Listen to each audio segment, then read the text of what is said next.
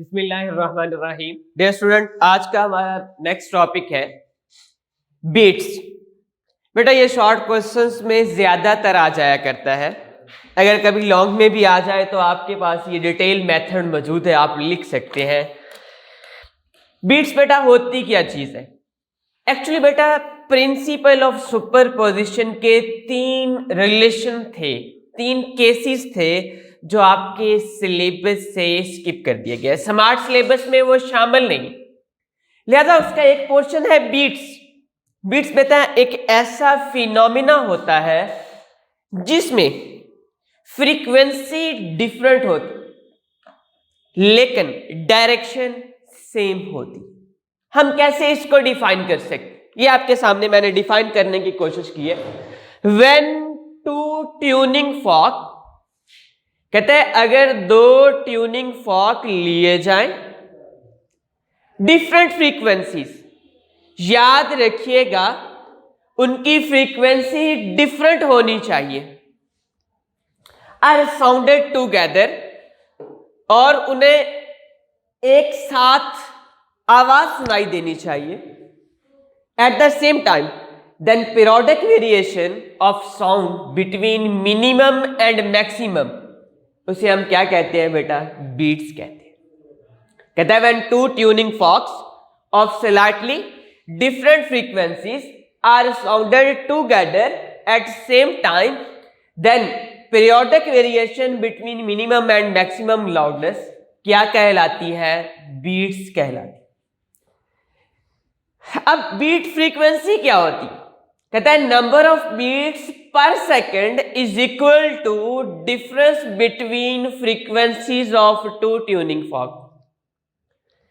Number of beats per second के लॉन्ग जो लिए जाए होंगे किसके बराबर? वो दोनों ट्यूनिंग फॉर्क्स की फ्रीक्वेंसी के बराबर होंगे। उनका जो डिफरेंस आएगा बेटा वही आपके पास नंबर ऑफ बीट्स कहलाएंगे। अब है जी बीट्स प्रोड्यूस कैसे होती है? बेटा एक्चुअली ये क्रेस्ट और ट्रफ, लास्ट टाइम बात हुई थी हमारी कि वो पोर्शन जो मीन पोजीशन से ऊपर होते हैं क्रेस्ट कहलाते हैं और जो नीचे होते हैं वो ट्रफ कहलाते हैं। जब ये दोनों आपस में सुपरपोज होते हैं तो तब बीट्स प्रोड्यूस होती, क्योंकि दोनों की फ्रीक्वेंसी डिफरेंट होती है तो इस तरह हमारे पास बीट्स प्रोड्यूस हो जाती। ये आपके पास एक ए मैंने दिखाई है वेव, ये मैंने बी दिखाई। अगर गौर की जाए तो ये देखें मैंने यहां से शुरू की हुई और ये मतलब ये क्रेस्ट से शुरू की गई है और ये ट्रफ से शुरू की गई है। देखिए मैंने दोनों को सुपरपोज करवाया है तो हर जगह आपको फ्रीक्वेंसी का डिफरेंस नजर आ रहा और यही फ्रीक्वेंसी का डिफरेंस जो है ये बीट्स प्रोड्यूस करवाने के काम आता है। आपकी बुक में एक एग्जांपल दी गई है कि फॉर एग्जांपल इस ट्यूनिंग फॉर्क की फ्रीक्वेंसी जो है वो 30 हर्ट्ज है। सिमिलरली सेकंड की कितनी है जी? 32 हर्ट्ज है। तो डिफरेंस ले लिया जाए तो कितना आ जाएगा? यहां पे इस रिलेशन से अगर आप निकालें तो आपके पास 2 का डिफरेंस आ जाएगा। नंबर ऑफ फ्रीक्वेंसी जो आ जाएगी पर सेकंड में वो कितनी आ जाएगी? 2 आ जाएगी। तो बेटा इस तरह से अगर आपके पास डिफरेंस ऑफ फ्रीक्वेंसीज गिवन कर दिया जाए तो आप बड़ी आसानी के साथ नंबर ऑफ फ्रीक्वेंसीज निकाल सकते। अब अगर डिफरेंस ये फ्रीक्वेंसी का 10 हर्ट्ज से ज्यादा आ जाए, if difference of frequency is greater than 10 hertz then it is difficult to recognize, तो तब बीट्स को देखना आसान नहीं होगा। यूजर्स क्या हो सकते हैं? अननोन फ्रीक्वेंसी के लिए इस्तेमाल करते हैं, वैरायटी ऑफ म्यूजिक के लिए इस्तेमाल करते हैं। क्या हमें म्यूजिक में अगर जैसे आप लोग बुफर इस्तेमाल कर लेते हैं, म्यूजिक के लिए स्पीकर इस्तेमाल कर लेते हैं, तो ये सारे का सारा फिनोमेना अगर गौर से देखा जाए तो बीट्स में आ जाए। अब बेटा दूसरा आपके पास लॉन्ग क्वेश्चन है स्टेशनरी वेव्स, या इसको बेटा हम स्टैंडिंग वेव्स भी कहते हैं। When two waves of same frequency, अगर दो वेव्स की फ्रीक्वेंसी सेम हो, ट्रेवल इन अपोजिट डायरेक्शन, लेकिन अपोजिट डायरेक्शन में बेटा ट्रेवल कर रही हो, तो तब हम ऐसी वेव्स को स्टेशनरी वेव्स या बेटा इसका दूसरा नाम है स्टैंडिंग वेव्स, स्टैंडिंग वेव्स भी कहते हैं। अगर दो वेव्स सेम फ्रीक्वेंसी रखती हो, when two waves of same frequency travel in opposite direction, मुखालिफ सिमत में ट्रेवल करें, तो इसको हम बेटा क्या कहते हैं, स्टेशनरी वेव्स। बेटा नीचे देखिए, ये मैंने आपके पास A B C D 4 fig बनाई है। यहां पर अगर मैं वेव की डायरेक्शन लिखना चाहूं तो ये कुछ इस तरह से है, आपके पास वेव इस तरह ट्रेवल हो रही है और यहां से वेव की डायरेक्शन आपके पास ये होगी। अगर आप गौर करें तो मैंने दोनों वेव्स में डायरेक्शन अपोजिट बनाई, लेकिन याद रहे दोनों की फ्रीक्वेंसी बराबर है।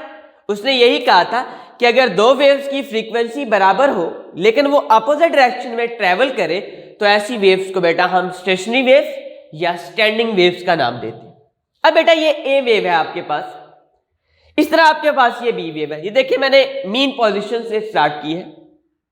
अब t/4 छोड़े तो देखें t/4 यहां पर आएगा, तो दूसरी वेव देखें यहां 2 पॉइंट से, मतलब पीक पॉइंट से मैंने शुरू की हुई। फिर बेटा t/4 छोड़ें तो देखें ये वेव यहां से स्टार्ट होगी, देन t/4 छोड़ दें तो वेव नेगेटिव पीक से स्टार्ट होगी, फिर t/4 छोड़ें तो ये वेव फिर पॉजिटिव पीक से स्टार्ट होगी। तो ये बेटा t/4 हर दफा ऐड करते जाएं और इस वेव में भी ऐड करते जाएं तो ये सारी की सारी वेव्स आपके पास ड्रा हो जाए। सिमिलरली आप नेक्स्ट वाली वेव्स भी ड्रा कर सकते हैं। अब सी फिग में आके ये बताता है कि वो तमाम के तमाम पॉइंट जो मीन पोजीशन पे लाइज करते हैं। देखिए बेटा 1 + 1 सुपर पोजिशन होगी, दोनों वेव्स सम होगी। अगर सेम डायरेक्शन में होती तो सम होता, अपोजिट में होंगी तो माइनस होंगी। अब क्या होगा, दोनों मीन पे है, जीरो का डिफरेंस जीरो ही रहेगा। यहां पर चेक करें दोनों मीन पर है, यहां पर चेक करें दोनों मीन पर है। तो 1 3 बेटा 5 7 ये वो तमाम के तमाम पॉइंट्स हैं जो वेव 1 वेव 3 और वेव लास्ट में आपको आसानी के साथ मीन पर नजर आ जाते हैं। और मीन पर जो पॉइंट्स होते हैं बेटा उन्हें हम नोड कहते हैं। यहां मैंने आके लिखा है प्रॉपर्टीज ऑफ स्टैंडिंग वेव्स में कि all the points which show zero displacement, वह तमाम के तमाम पॉइंट्स जिनका डिस्प्लेसमेंट बेटा जीरो हो जाए उसे हम नोड कहते हैं।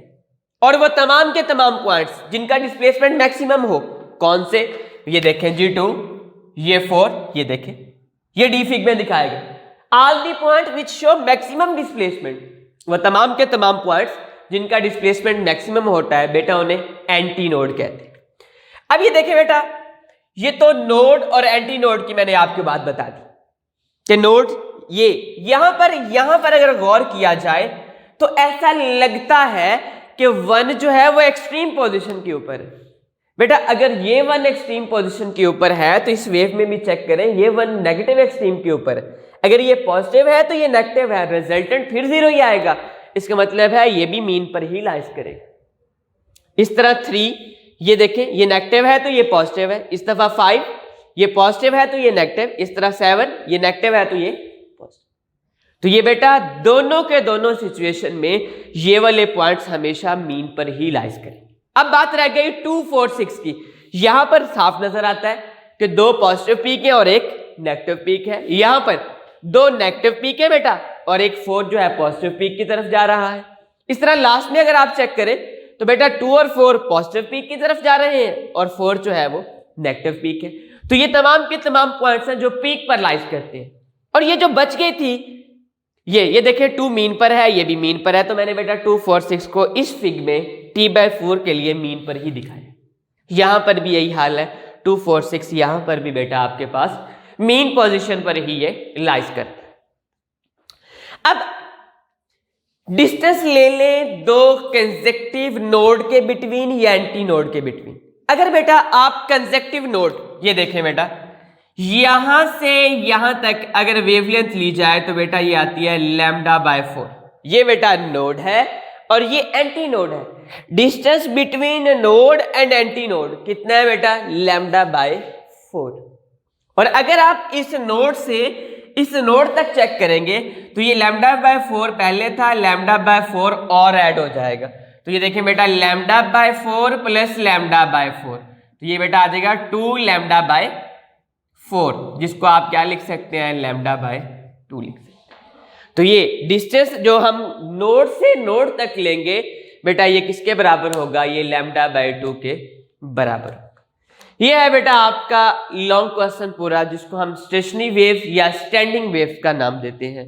थैंक्स, अल्लाह।